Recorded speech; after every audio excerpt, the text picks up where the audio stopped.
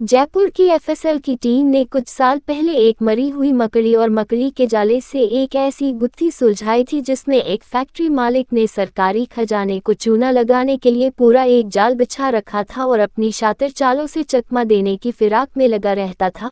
मगर जब जांच एजेंसी अपने पर आई तो उसने मरी हुई मकड़ी से भी जिंदा सच्चाई निकाल ली। अक्सर ऐसा फिल्मों में ही देखने को मिलता है कि किसी खंडहरनुमा जगह पर किसी पुलिस अफसर या इन्वेस्टिगेटर या किसी जासूस को मकड़ी के जाले या छिपकलियों के पैरों के निशान से किसी सुराग तक पहुंचने का रास्ता दिख जाता है और फिर जो केस पूरे महकमे के लिए सिरदर्द बना हुआ रहता है वो देखते ही देखते चुटकियों में सुलझ जाता है। मगर कहते हैं कि फिल्में हमारे समाज का ही तो आईना है, यानी जो कुछ भी फिल्म में दिखाया जाता है वो हमारे इर्द गिर्द होने वाले किसी घटना से ही तो उठाया जाता है। ऐसा सबक जो पुलिस ट्रेनिंग में आता है काम बस ऐसा ही एक सच्चा किस्सा जयपुर का सामने आया, जब एक मकड़ी और उसके जाल से करोड़ों रुपए की एक्साइज टैक्स की चोरी का राज खुल गया। मगर ये कहानी सा लगने वाला किस्सा एकदम सच है, और ये सच इतना जबरदस्त है कि आज भी पुलिस ट्रेनिंग में ये किस्सा नए रंगरूटों को पढ़ाया और सिखाया जाता है। इस केस को सुलझाया था जयपुर की फॉरेंसिक साइंस लाइब्रेरी ने। वो साल था 2009। ये तो सभी जानते हैं या अब तो देख देख कर समझ ही गए हैं कि जब भी कहीं कोई वारदात या जुर्म होता है तो उस केस को सुलझाने के लिए मौके पर पहुंची पुलिस और जांच अधिकारी हाथों में ग्लव्स पहन लेते हैं। कैमरे से तस्वीरें उतारी जाती है और ब्रश से एक एक जगह को पाउडर लगाकर वहां से उंगलियों के निशान उठाए जाते हैं। बीकानेर की फैक्ट्री की चालबाजी। असल में इस किस्से का एक सिरा राजस्थान के बीकानेर से जाकर जुड़ता है। बीकानेर की एक कंपनी बिजली की हाई टेंशन लाइनों में लगने वाले सिरामिक इंसुलेटर्स बनाने का काम करती थी। उसकी 2 फैक्ट्रियां थीं। एक फैक्ट्री कम आय के तहत लघु उद्योग इंडस्ट्री में रजिस्टर्ड थी। उस पर करीब 1.5 करोड़ तक का माल बेचने पर एक्साइज ड्यूटी नहीं लगती थी। असल में कंपनी के मालिक बड़ी ही चालाकी से छोटी फैक्ट्री में लाकर बड़ी फैक्ट्री का माल बेचते थे और इसी छोटी बड़ी के माल का इस कदर हेर फेर करते थे कि सारे डिपार्टमेंट चक्रगिन्नी की तरह घूम जाते थे। 2 फैक्ट्रियों में फैला जाल। उनकी 2 फैक्ट्रियां थी, एक लघु उद्योग वाली फैक्ट्री और एक बड़ी फैक्ट्री। वो अपनी छोटी फैक्ट्री का माल अपनी दूसरी बड़ी फैक्ट्री में बनवाते थे और तैयार माल को छोटी फैक्ट्री का बताकर बेचा करते थे। इस तरह दोनों ही फैक्ट्रियों में करीब 1.5 करोड़ तक के माल पर वो एक्साइज ड्यूटी की चोरी कर लिया करते थे। मगर एक बार ये साहब उलझ गए और फंस गए। सेंट्रल एक्साइज डिपार्टमेंट को खबर मिली कि फैक्ट्री का मालिक कुछ हेरा फेरी कर रहा है, जबकि जिस फैक्ट्री का माल बाजार में बिक रहा है वो तो कई दिनों से बंद पड़ी है। लेकिन कारखाना मालिक बार बार यही दावा कर रहे थे कि उनका माल यही तैयार हो रहा है। मशीनों पर जमी धूल की गवाही असलियत ये थी कि उत्पाद शुल्क बचाने की नीयत से मालिक माल इसी फैक्ट्री में बनना बता रहे थे। फरवरी 2009 को सेंट्रल एक्साइज डिपार्टमेंट की टीम ने फैक्ट्री पर छापा मारा। जब टीम मौके पर पहुंची तो पाया कि कंपनी देखने में ही काफी समय से बंद लग रही थी। पूछने पर कंपनी के मालिक ने बताया कि मशीनरी में खराबी आ जाने के कारण बीते 8-10 दिन से काम नहीं हो रहा।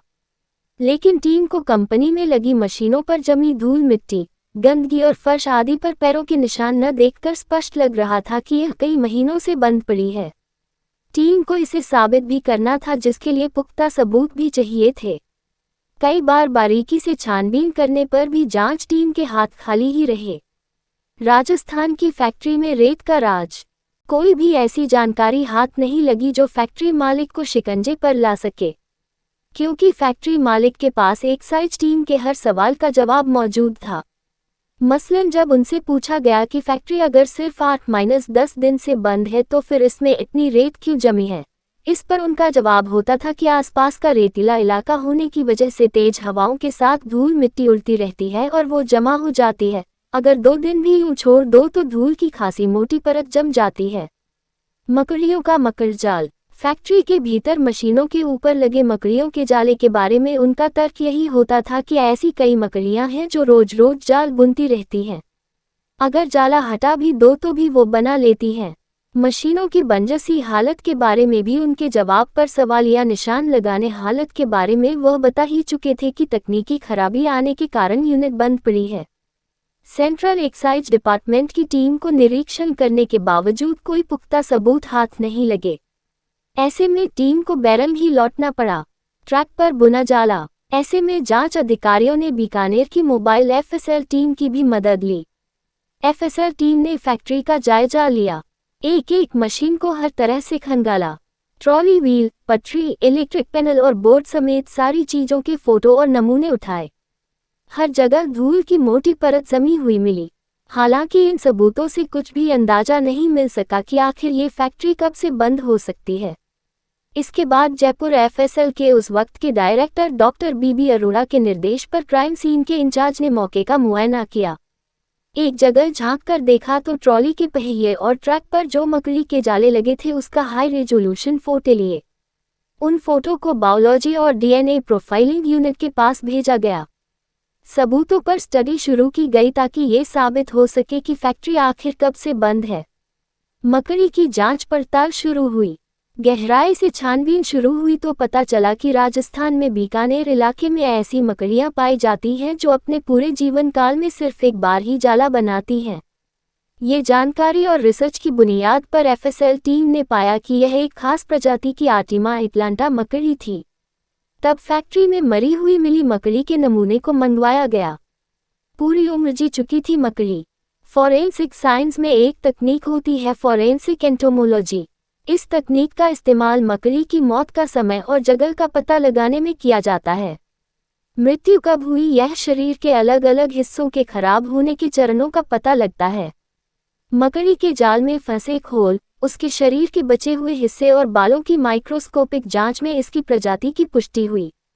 तभी ये तथ्य भी सामने आया कि जो मकड़ी वहां मरी मिली असल में उसने अपनी पूरी उम्र जी ली थी।